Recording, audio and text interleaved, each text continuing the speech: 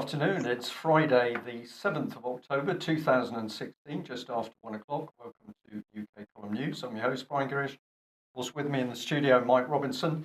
And we're delighted to say we're going to be joined by two guests today. We'll have David Scott from Northern Exposure, north of the border, of course. And we're also going to be joined again by Dave Ellis from Strategic Defence Initiatives. And David will be bringing us an update to his report on what's happening with the British military and matters to do with the creation of EU forces.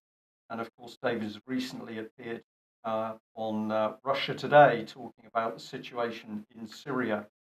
So weather, well, unfortunately, we have to say the sunshine seems to have disappeared here in Plymouth. It's gone very chilly, grey, cold, drizzly.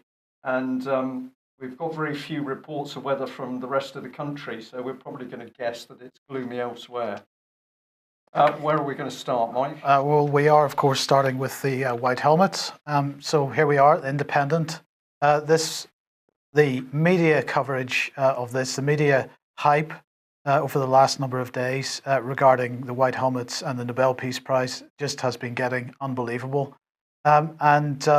This is typical of it. Who will win the Nobel Peace Prize? We don't know, but there are some possibilities. Well, of course, we do know now, but we'll come on to that in a second. But the prize has to go to the Telegraph, who in their news section had this headline: "The Nobel Peace Prize must go to the White Helmets, or else endorse the murderous peace of Putin." A spectacular headline. This wasn't branded as an opinion piece in the Telegraph. It was under the news section, although it is an opinion piece. Now, nonetheless, the Peace Prize has gone to Juan Manuel Santos in Colombia. Now, of course, this is a bit ironic in a sense as well, because the so-called Colombian peace is more to do with drugs than anything else. But at least it didn't go to the White Helmets. And I think, Brian, we've got to say that this, bearing in mind, and I say this because of the media coverage and just the hype in the media over the last week or two, this has got to be seen as a victory for Vanessa Bailey and everybody that has taken up her call to argue against the White Helmets getting this prize. Well, I think that's absolutely the case, Mike. It was only the reporting by Vanessa, and of course you followed that through on the UK column, that has put this whole subject of the White Helmets into the public arena. We're now seeing, of course, Russia Today is picking up on that. But what amazing rhetoric from the Telegraph, that this murderous piece, all blamed on the Russians, of course, nothing to do with the aggressive action of the United Kingdom, USA, in all of those countries: Iraq, Afghanistan, Libya, Syria, and of course trouble in the Yemen.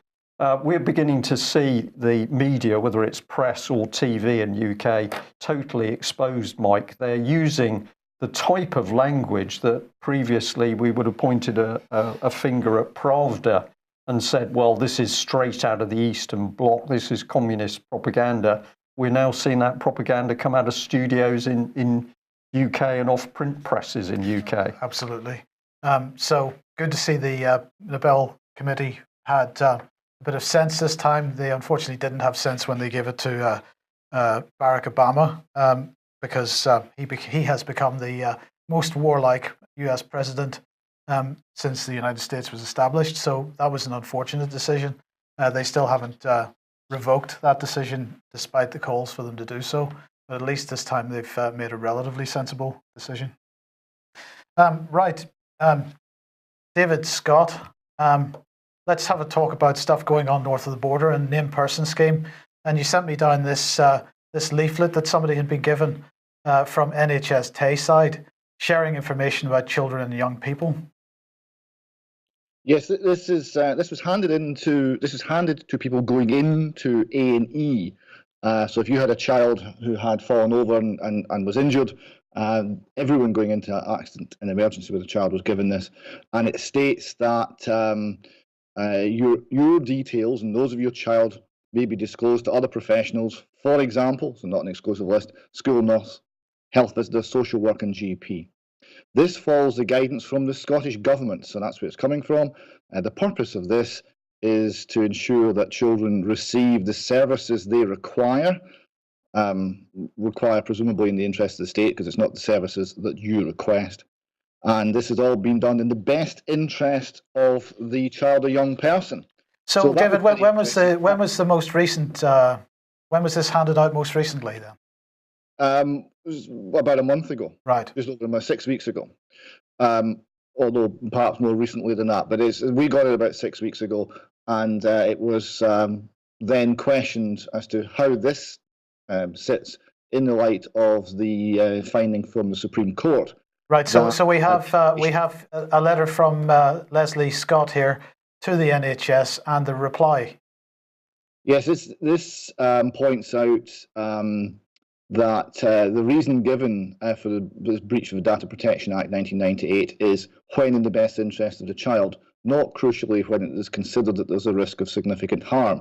So this refers to the fact that the information sharing threshold was lowered dramatically by the Scottish Government in preparation for the rollout of the named person scheme. And then that lowering of the information sharing threshold was found to be unlawful and out with the competence of the Scottish Parliament. So this was pointed out, and there was a long pause. But to their credit, to actually their great credit, the NHS came back with, and I'm going to shock people here, a correct response. It reads, your correspondence and recommendation has enabled the opportunity to reflect on current processes and procedures in the important area of information sharing, which the NHS Tayside takes extremely seriously. I wish to confirm that action has been taken to withdraw the leaflet from distribution and to carefully reconsider NHS Tayside information governance procedures in the area of and in this area, the Child Nurse and Families NHS Tayside is facilitating the change in practice.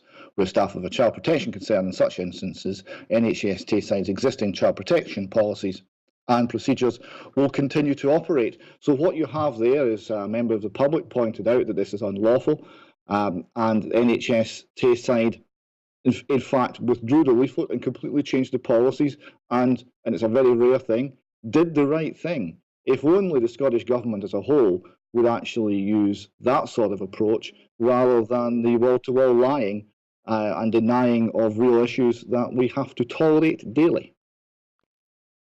David, that is a remarkable result, and congratulations to all of the team north of the border who've been pushing on the named person scheme.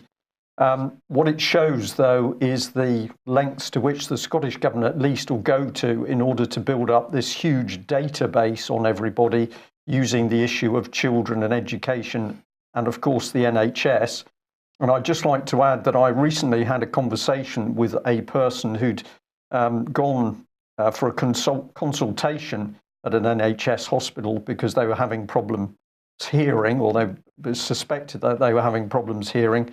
The hospital couldn't find anything physical, and very quickly the discussion turned to the fact, well, if your mind is very busy, sometimes you don't hear things that are said to you. Is your mind very busy? To which the person said, well, certainly is, because I'm working hard to assist people who are finding out untoward things in the care industry. And that then turned into a discussion on the state of their mind, and that in turn came to well-being, and would you like to look out the window and tell us what you can see? And as this person was describing these events, I'm thinking to myself, and yes, and all this is now going on your medical records with the drift towards the fact that possibly this person has got some form of mental illness. So this connectivity across all of these agencies, education, NHS, the police, mental health, this is a very, very dangerous collection of data on individuals, particularly when we know that the parties in power seem to be hostile. Is this aspect of it that we've got a framework being built? Is this coming to light alongside the named person scheme? There seems to be a constant attempt to build up databases in Scotland, and the most common avenue is to use the NHS database as a starting point and then distribute that to all other arms of the state. The reason for this is that the NHS is where people feel safest. They feel least threatened. If you were to start with tax authorities or police, people would be on the defensive. But because it's the NHS, something that most people view very positively, they are rather put to sleep on this. So they're trying to assemble a database, a national ID card, show me your papers, etc., based on the NHS as a core. And the other thing we have to remember is that there's always an attempt by the psychiatric profession to make themselves central to everything, so that your entire life will be under some form of psychiatric care or psychiatric assessment. And this, as we know, dates right the way back to the 1940s, where they were planning to gain for themselves a controlling interest in all the other professions. Indeed. Okay, David, we'll move on. Before we start, though, tell us who is Pete Wishart? Pete Wishart is allegedly my MP. I say allegedly because I'm less able to communicate with him now because he doesn't really answer emails anymore, and he's blocked me on Twitter for having unapproved thoughts. I'm afraid I need re-education, it would seem. Right, sorry. You need re-education when he's tweeting out something like this, and his tweet says, the Blairouts are now like your embarrassing, incontinent old relatives stuck away in a care home who you might go on and visit occasionally. What kind of mind produces a tweet like that? That's an excellent question. Unfortunately, it's the sort of mind who has a controlling interest in how we run our health service and state care for the elderly, which does not bode well if you are either elderly or planning to become elderly. Mr. Wishart is a very prolific tweeter, although I'm no longer able to see his output. I'm quite grateful for that. But a lot of it is of this sort of type. He did, however, excel himself in the subject of Brexit, something which causes him some form of mental illness, I think, because he becomes very animated on the subject of Brexit. And here he is, and what he's done is he's likened it to the famous quote, first they came for the Jews, and I did not object, for I was not a Jew. Then they came for the communists, etc., which was a minister, Protestant Christian minister in Nazi Germany. So he's likened this, the situation in Brexit Britain, post-Brexit Britain, to Nazi Germany. Now, I would have to point out that the SNP MSPs and MPs have a terrible track record on this, and some of the more extreme members of the party do as well. During the independence referendum here, the letter Q was spray painted on doors of things like the Conservative Party HQ in Aberdeen, Q standing for Quisling. So they're very prone to use Nazi imagery. Now, this is extremely unwise for a nationalist socialist party. And one with such totalitarian tendencies as the SNP constantly display. And I can really only suggest that what's on display here is the fact that social justice warriors always project. So their innermost secrets are the ones that they will project onto others. So when Mr. Wishart starts pointing the finger at people and calling them Nazis, what he's really admitting is deep down he is totalitarian and he has those tendencies himself. Well, we'll stick with UK politics well, frankly, the desperation among some appears to be reaching the surface because the news broke today that Tony Blair is leaving the door open to come back to UK politics. So I've labelled this "Here I Come, Ready or Not." Well, they're basically, this seems to be a reaction to Jeremy Corbyn. They're getting so desperate about what's happening with the Labour Party at the moment that they're even considering bringing the most hated politician in the country, probably in history, back into mainstream politics. I mean, David, what are your thoughts on this? It's unbelievable that he should think that this is possible. Can you imagine the hustings? Can you imagine the protests? Can you imagine the objections to him In fact, he would most likely be getting arrested quite a lot. There'd be people wanting to make citizens arrest. The security would need to be enormous. But can you imagine the protests if he tried to re-enter British politics? He would be hounded out. It's fantasy to believe. It shows how disconnected he is that he believes that that's a possibility. But of course, it's not just him that's disconnected, because he's not the only person. I mean, there are people behind him demanding that he comes back to deal with this mess in the Labour Party. So it's clearly not just him that's thinking this way. Yeah, but the problems in the Labour Party go much deeper, because the Labour Party, like all socialist parties, is a split between the city-based elite who have one set of ideas and the ordinary working class people on whose votes they depend who have quite another set of ideas. And what's being displayed here is that those are ultimately incompatible, and Blair is not the solution to that. Indeed. It is desperation, but of course, if your plan is to make sure the Labour Party is utterly destroyed, leaving a dictatorship under Theresa May, then promoting a Blair comeback makes complete sense. Sorry to be a pessimist. No, well, let's move back north of the border then, before we move on. Parents slate jargon-laden consultation over schools. This is Mr. Swinney again. And we're about to show a particularly fetching picture of him, but give us a bit of background to this one.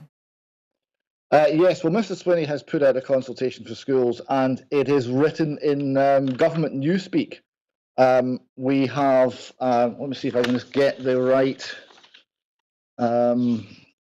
article here. While I'm looking for this, actually, could you put the other David on? I think he wants to say something about Mr. Blair. I saw him looking like he was going to explode there. Yeah, absolutely. It's obvious, of course. You know, he's got a proven track record of starting very large illegal wars out in the east. So, of course, they don't want to start another one in Syria, do they? Wouldn't be anything to do with that, would it? Well, that's extremely cynical, Mr. Ellis, if I may say so. A scurrilous suggestion that Tony Blair would want to help kickstart Syria properly, but I think you might be very close to the truth on that. We'll be talking Syria in a minute. So, David, have you found your papers? Yes, thanks to the other David for covering for me there. Yes, there's some of the questions that Mr. Swinney is asking the Scottish people. There's too many Davids, if I may say so. You can't have too many Davids. It's absolutely. They ask, what are the barriers within the current governance arrangements to achieving the vision of excellence and equity for all? How can effective collaboration amongst teachers and practitioners be further encouraged and incentivised? How should government support teacher education and professional learning in order to build the professional capacity we need? So what we see here is a strange form of newspeak, a strange form of Scottish government newspeak, where we have to say only positive things, everything is wonderful, and we have to introduce the idea that it could be even better. We're trying to suggest that there are problems without admitting that there are problems. And it makes the language completely opaque management nonsense. It's everything that's worst in management consultancy in a government. Yeah. Well, I mean, we got to put this image on screen, and you've got to justify it, I think. Well, on Twitter, I'm suggesting that I'm finding it increasingly hard to tell these two images apart. I can still just about manage the one on the left is Mr. Swinney. Now, the reason I did this is Mr. Swinney, when was faced with the Supreme Court saying that his act was completely unlawful, and he came on to say, well, it's just a minor tweak, we're going to carry on. And I did comment it was like being governed by the Terminator, because he will not stop. He will keep going forever. He will remove your rights. He will destroy your rights. And he will never, never stop unless, I suppose, he's crushed in a giant vice in a dramatic final scene in a factory. Okay. Super. Right. Let's get on to more serious subjects then. This article appeared in the Telegraph today.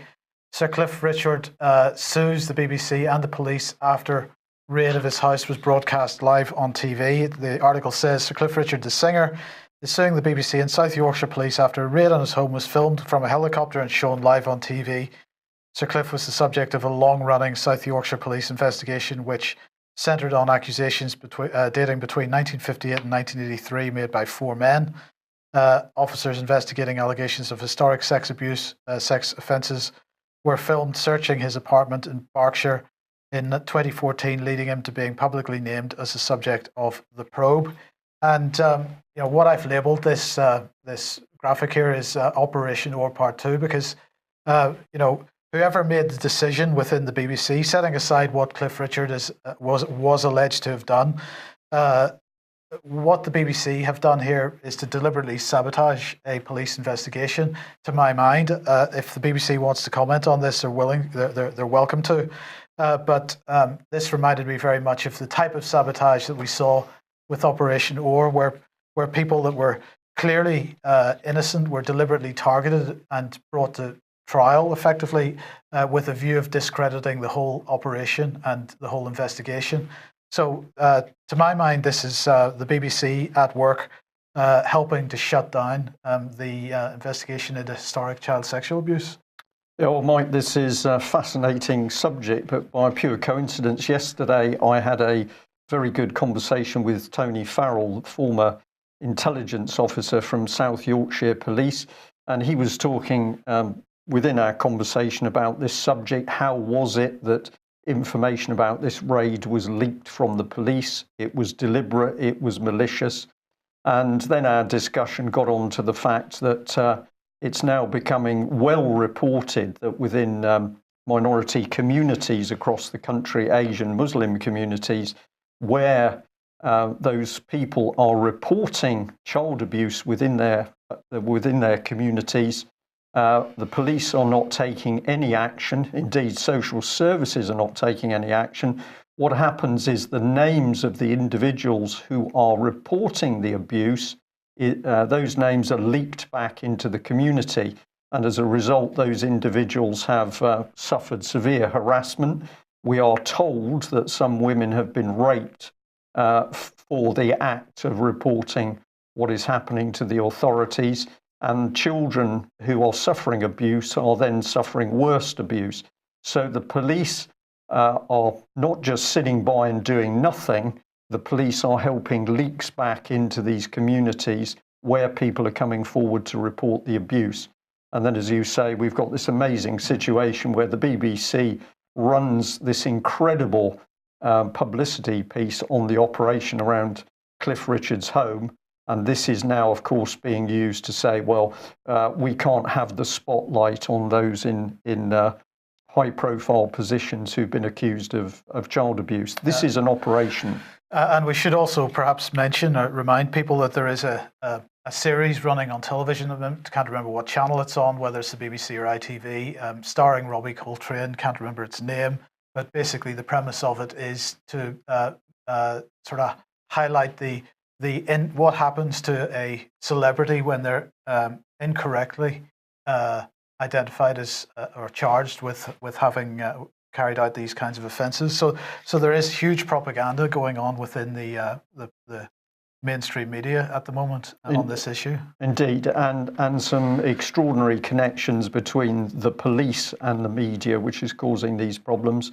And I'll just add the reports that UK Column has been received from some very interesting people talking about a deliberate blind eye from the police to crime, including gun crime, including drugs. But those sources are also saying to us, well, never mind the guns and the drugs, everything leads back to the abuse of children by people in extremely powerful positions.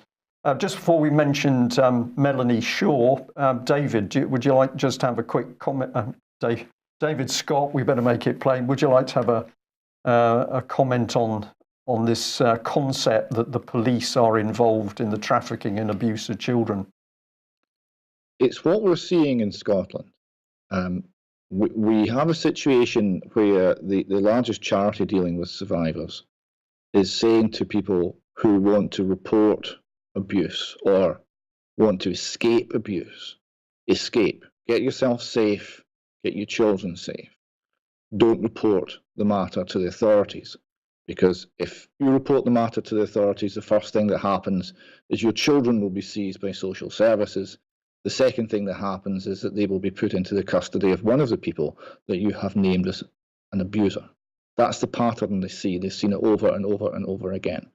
There is no explanation other than the most craven corruption for why that pattern should exist. So it's one of the most dangerous things you can do in this country is to appeal to the authorities for help. Right, what a state of affairs. And let's really emphasise that by saying that we understand today is Melanie Shaw's birthday. So Melanie Shaw, the extremely brave lady that blew the whistle on child abuse at Beechwood Children's Home, Nottingham. Now, of course, Melanie is no longer in HM Prison Peterborough. After a short period of freedom, she's now banged up in Foston Hall Prison in Derby. We do not know whether she's on remand or has been charged and convicted and is now serving some form of sentence. We absolutely don't know that. What we can say is that she is again being denied her long-term medication, which she has needed to cope with the trauma of the abuse she suffered as a child. So no medication, and we understand that some of the staff in this prison are particularly brutal.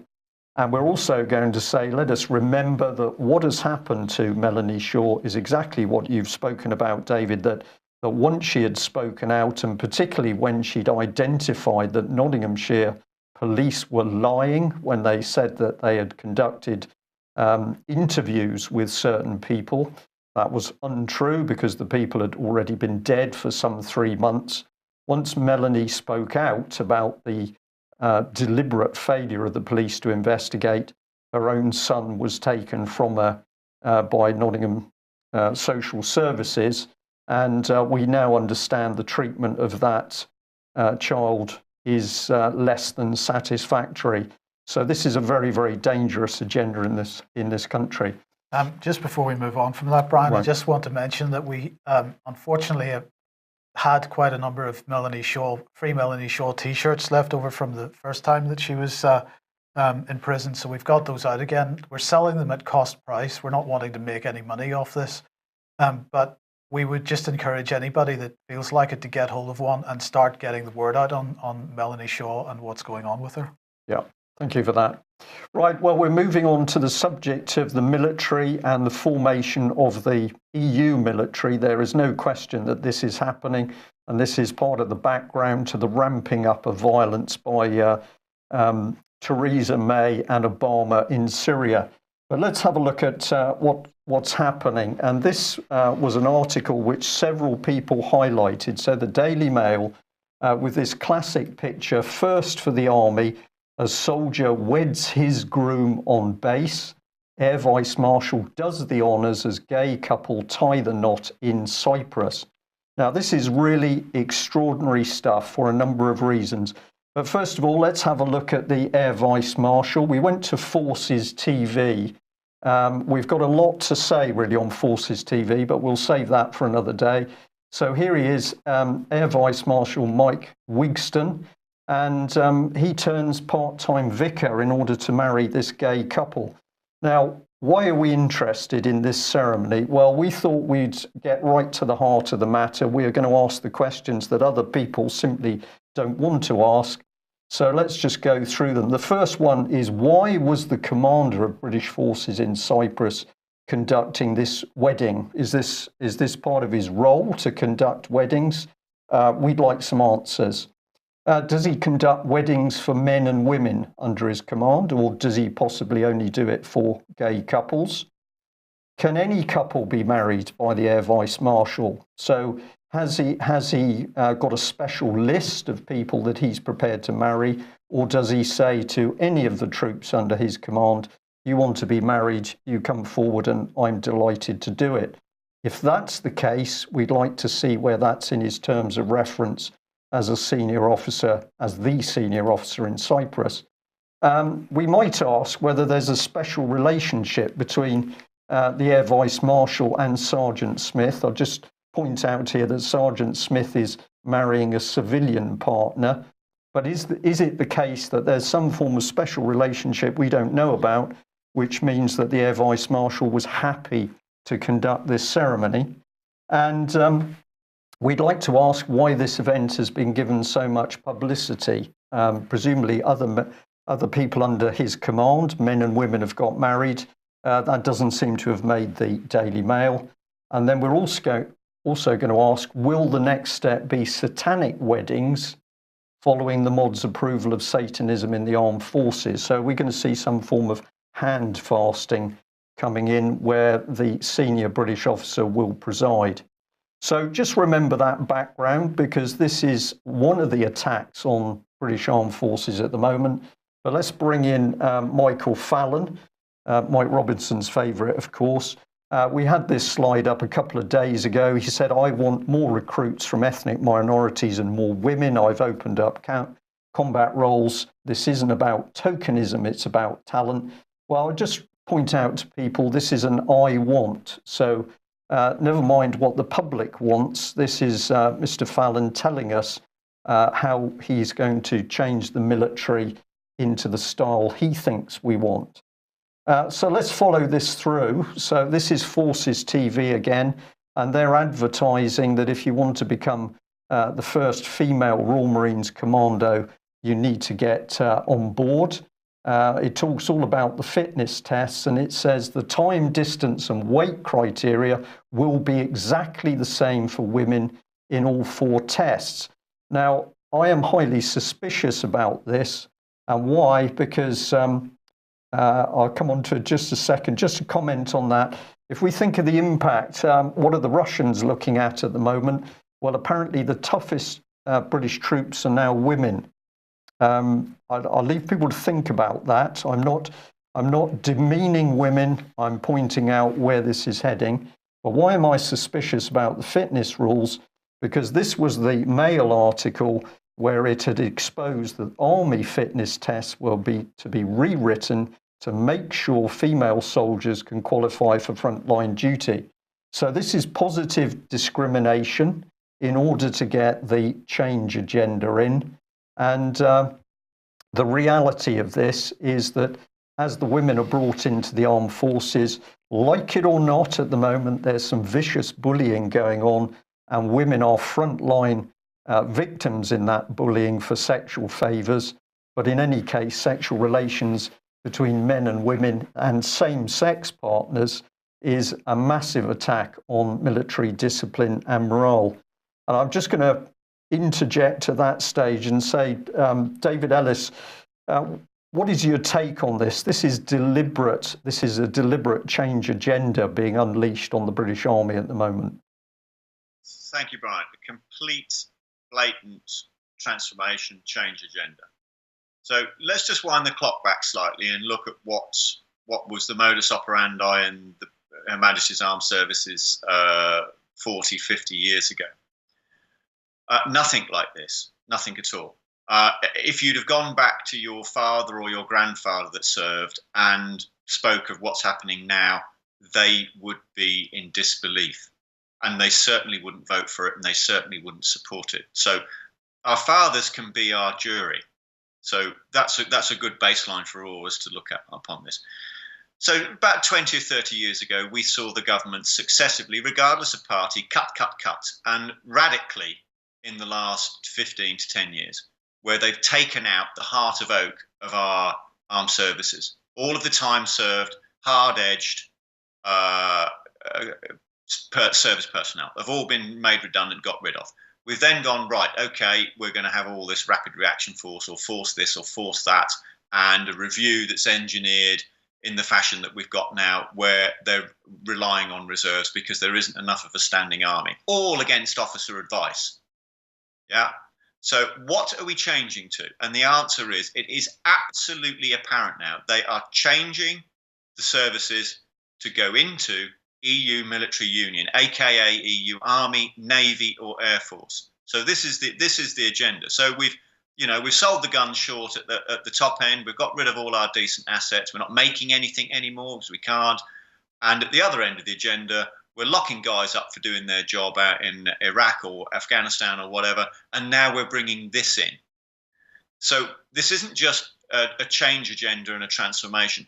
Frankly, what this is brand. It's a rebranding. So in order to rebrand, we've got to get rid of the old brand. All right. So we've done that by getting rid of all the old guard and all the time served sergeants and corporals and lance corporals, all the people that carry you through a battle, or the chief petty officers or whatever, or the TIFs.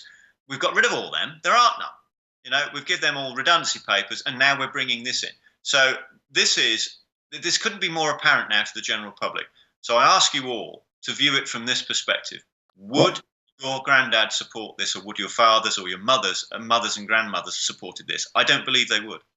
Yeah, David, thank you for that. Right, we'll follow on through with some more examples, some of which we've shown before, but we've put them together because they emphasise one another. Where are we heading? Well, this is where we're heading. So reports after report saying the 2020 plan was for about 82,000 regular troops, but don't worry because they're backed up by 30,000 reservists.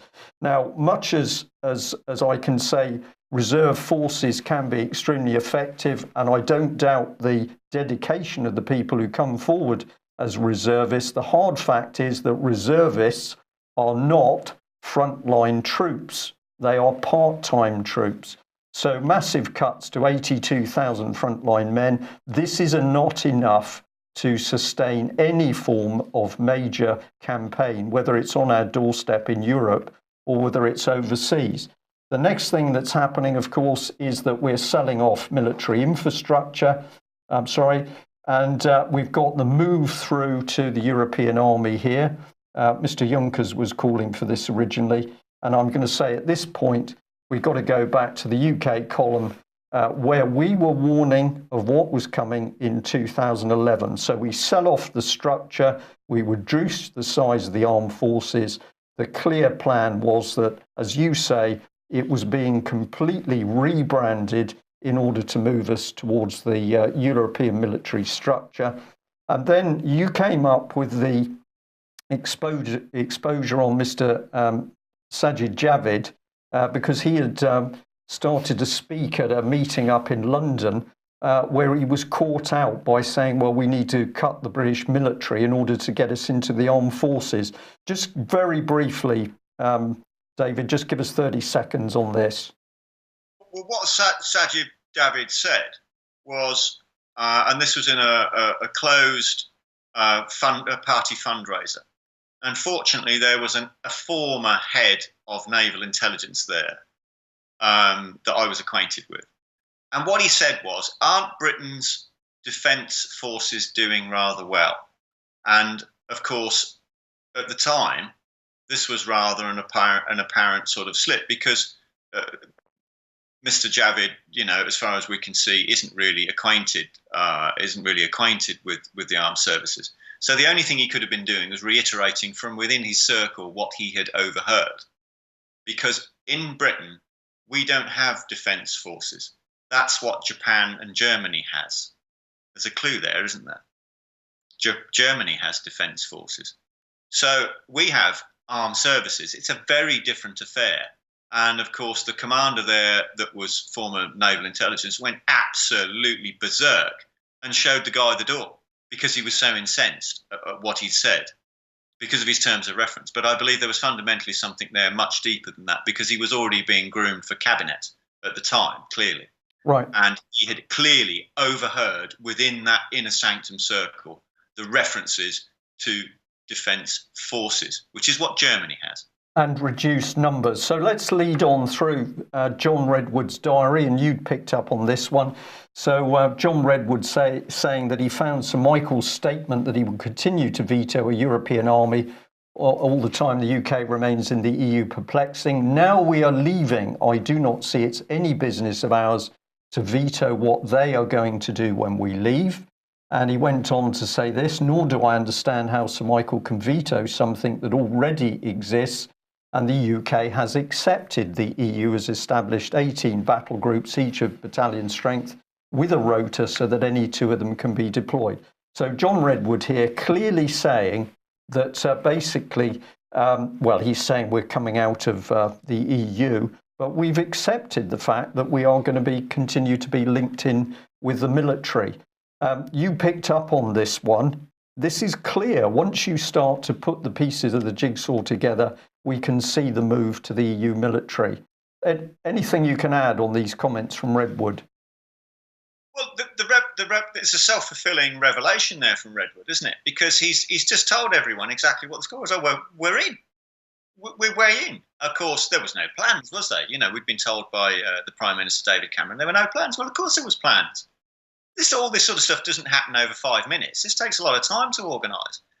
So, this is just, we've got on the one hand a tiny group that are very aware and very complicit, clearly, with some of them, and then we've got the other majority of the party. And I'll give you an example. I just met Mark Pawsey, the member for Rugby, this morning.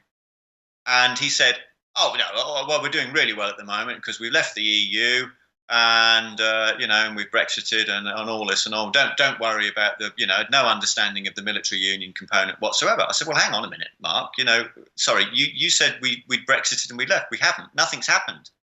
Now, what this says to me, and I could, with all of the other Tory MPs that I've met, I can say without any reservation, equivocation, or mental reservation of any kind, that they are rendered inept within the confines of the party that they serve, not the people. They serve the party, and they cannot. Thereby, they are locked out of the representation of the people to which they purport.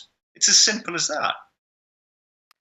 Okay, well, now there's been plenty of media coverage, though, on what John Redwood was referring to, because this is an example. A EU Observer here saying UK to veto EU defence union. So, you, David, and we at the column and other people have been saying EU defence union is absolutely a reality. It's happening now.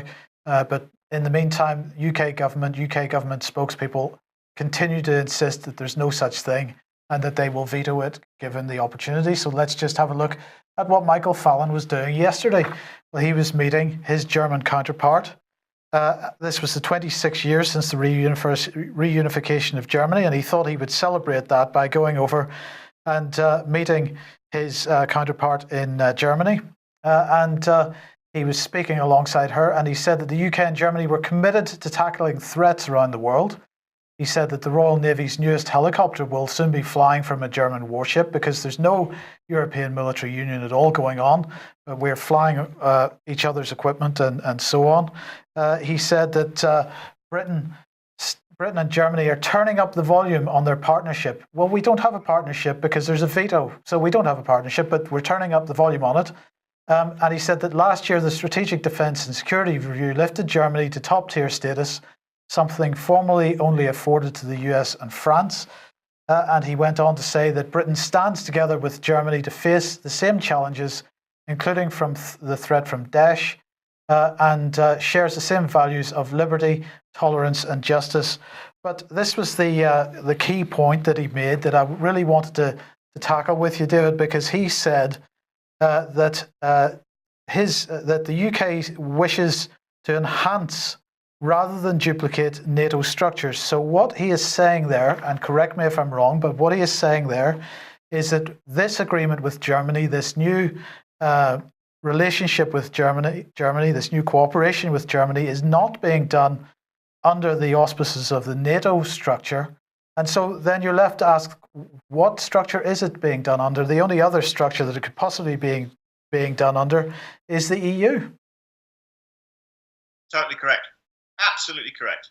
This is blatantly apparent. Let's look at the last fortnight's media chatter. We've had Sir Fallon and May running around a fortnight ago, visiting bases, cozying up to officers, cozying up to tanks, desperate to get their credibility back with the military and the old guard that are speaking out. So we've had that, and then 5 minutes later, Fallon's over there essentially signing us up to, and they're calling it Defence Union now, but they've changed. So there's a little bit of a rebranding there. Perhaps they've got a bit ginger with the military union because we've aired it. So they're calling it Defence Union. This is it. This is the real deal. This is exactly what they're doing. This will be EU defence union, if they're going to call it that now, but I'm going to stick to my guns. It's military union. So they'll have budgetary control. All the cardinal values will come under Brussels. We will lose control with this arrangement. Over them saying Brexit means Brexit, it doesn't, because all the while they have the key factor of control of budgets and military.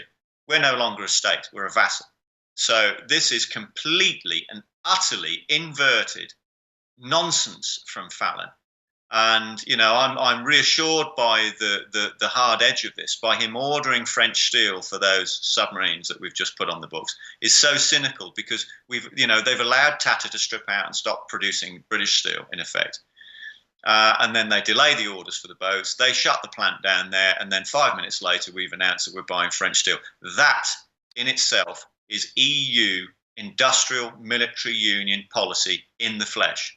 David, it's also treason. Thank you for that. It's also treason. Just very quickly, for anybody who's getting concerned about what to do, we're just going to keep saying to people, you need to team up. So find other people to talk to. And a good place is a chat in a pub. Keep it light-hearted, but actually follow through. And we're also just reminding you that we are looking for people in these areas who are interested in teaming up, particularly with the British Constitution Group networks. And the 19th of November, of course, we've got our major event in Winchester. Yes. Sorry, David, Scott, did you want to say something there? Yeah, just a suggestion that people who might want to look at how we've been this route before should read this book, which is called Lord Milner's Second War by John Cafferty. Now, this details how secret agreements with the French not only took us into the First World War, but helped bring about the First World War by changing the calculations made by the other participants. And the key thing for me is the British people didn't know, the British Parliament didn't know, and the British Cabinet didn't know. It was a small clique within government and within the military who were setting up these arrangements, and the rest of the British nation were kept in the dark. But of course, it was the rest of the British nation who had subsequently to pay the price in blood. Yes. Well, let's talk about paying the price in blood, because at the heart of that, of course, is the financial system. And David, the pound apparently suffered a bit today. We've only got a few minutes, so we've got to make this brief. As a result of a flash crash on the Asian markets. Well, we can talk about the flash crash because, of course, that's, even the mainstream media is now having to discuss algorithmic trading and how this kind of thing can happen. But what are your thoughts on the general situation? The mainstream explanation for this, it was a rogue algorithm. So there we go. It's all okay now. The general situation is the country's economy has been hollowed out over a period of about 50 years. And as a result, that's going to be reflected in reality. Sooner or later, reality has a tendency to reassert itself. Almost everything that we're being told and that's coming from commentators in the economy is false these days. We're on the PhD standard. It's not the gold standard. It's this confidence we all must have in PhD qualified economists working in central banks. These people do not know what they're doing. They have an education and background that actually leads them astray. And they are, as was discussed last week, they have painted themselves into a corner, and something very, very horrible is very close at hand. Yes, but in fairness, quantitative easing has happened everywhere. So when it collapses, we're all going to collapse together, right? Oh, it's worldwide, yes. But not everyone will collapse to the same extent. I mean, for example, China and Russia have been busily assembling gold reserves. And I would point out that the British government's recent record in that area, and particularly Gordon Brown's recent record in that area, is not good. What will happen is that paper assets will return to their intrinsic value of zero, and it will be real assets that will count.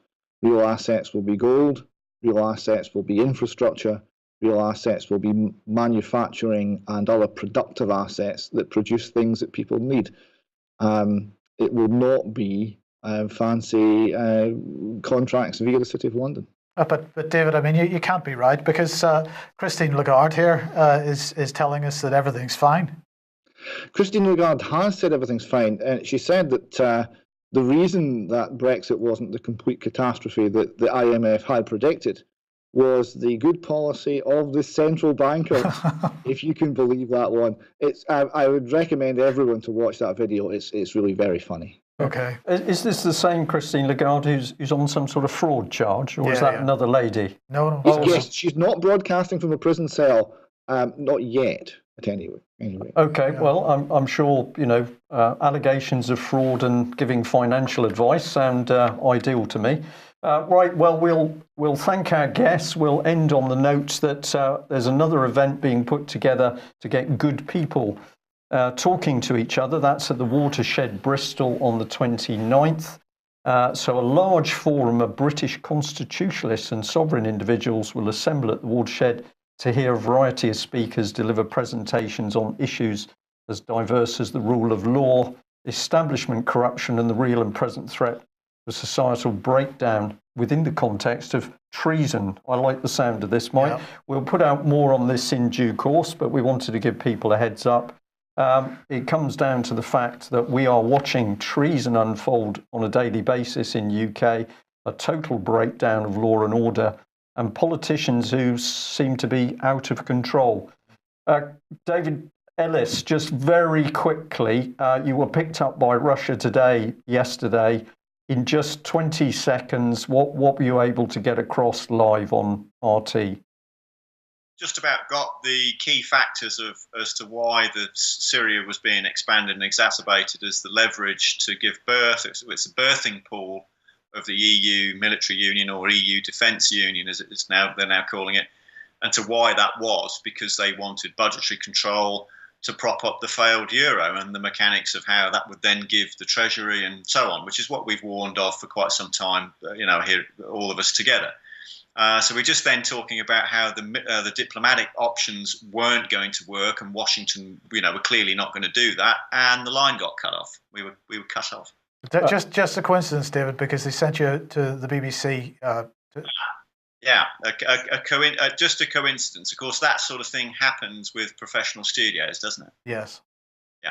I think so. Okay, David Ellis, David Scott, thank you very much to both of you for joining us today. And final comment is that we need the support of the public to do what we do. Are you a subscriber to UK Column? If you're not, please consider taking out a subscription. Perhaps you consider making a donation to us. We can only do what we do with the help of the public. And everything we touch at the end of the day costs money. If you like what we're doing, you want to help us grow, get out more news, and of course bring in specialist guests such as the two gentlemen we've had today, we need your financial help. Thanks for joining us. We'll be back at the same time on Monday. Bye-bye. Bye-bye.